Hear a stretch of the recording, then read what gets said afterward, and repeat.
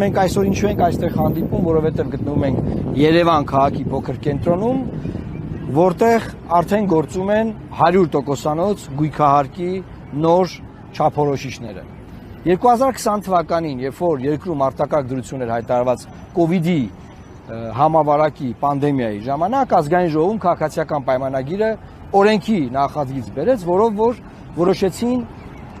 թանկացնել Հայաստանի քաղաքացու համար գույքահարկը։ Եթե հիշում եք, նախկինում գոնե մարզերի բնակիչները օգտվում էին մինչև 3 միլիոն դրամ շեմից։ Այս շեմը նույնպես վերացվեց։ Հիմա չկա Հայաստանում որևէ մեկը, ով չի ընկնում գույքահարկի, այս թանկ գույքահարկի տակ։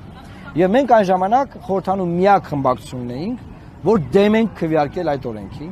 առաջարկներ ենք ներկայացրել, եւ ինչու ենք հիմա հենց այստեղ մենք, որովհետեւ ուզում ենք ցույց տալ, որ օրինակ պատկերացնենք այս շենքում ինչ որ մեկը բնակվում է, ով որ իր բնակարանը ժառանգել է իր ծնողներից։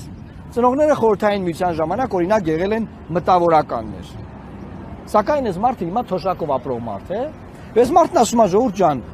այս գույքահարկը որ այսքան թանկացրեք, ես չեմ կարող այստեղ ապրել։ Ինչ է ասում Նիկոլ Փաշինյանը։ Ասում է թանկ տեղ ես ապրում, կենտրոն ես ապրում, վաճառի գնա մասիվ, վաճառի գնա բան, չգիտեմ, փարակար գնա ապրի։ Եվ Արծվաշեն գնա ապրի, ասում է, ըստ Կարպիսի։ Ես այն ինչ նշանակում, սա նշանակում է, որ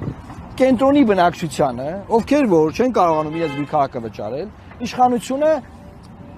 էթնիկ զտման է ենթարկում գույքահարկի հիմքով։ Այսինքն մենք ունենք եվրոպական հարկեր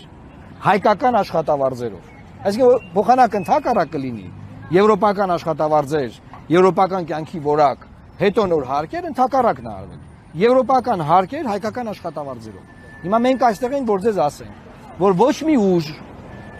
ովքեր որ մասնակցում են այս ընտրություններին, ծպտուն չի հանել, ձայն չի հանել, երբ որ գույքահարկը թանկացվում էր մեր ժողովրդի համար։ Միակ ուժը, որ դա արել է խորհրդանում, դա եղել ենք մենք եւ ընկել ենք իշխանական կարկուտի տակ, այսպես ասած։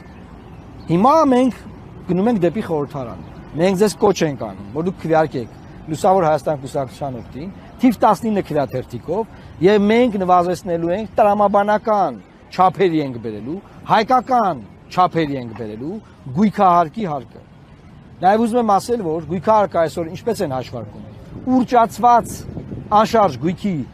գներից շուկայական հանում են գույքահարկի այդ տոկոսները բանաձևերով եւ ասում են պետքա վճարեք։ Առաջին տարին 25%-ով թանկացավ, որ դուք շատ չզգաք, երկրորդ տարին 50%-ով թանկացավ, որ դուք ելի շատ չզգաք, երրորդ տարին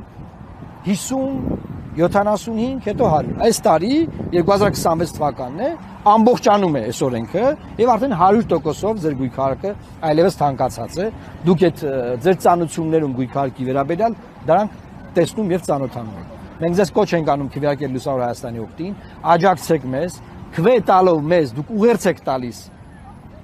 որևէ իշխանություն որ գալու է կամ եթե մենք որևէ կապ չունի, ապագա պարլամենտին ուղերձ եք տալիս, որ դուք ցանկանում եք որ գույքահարկը եվրոպական բարձր այս շուկայական գույքահարկը նվազեցվի հայկական աշխատավարձերի եւ հայկական եկամուտների հետ համապատասխանեցվի։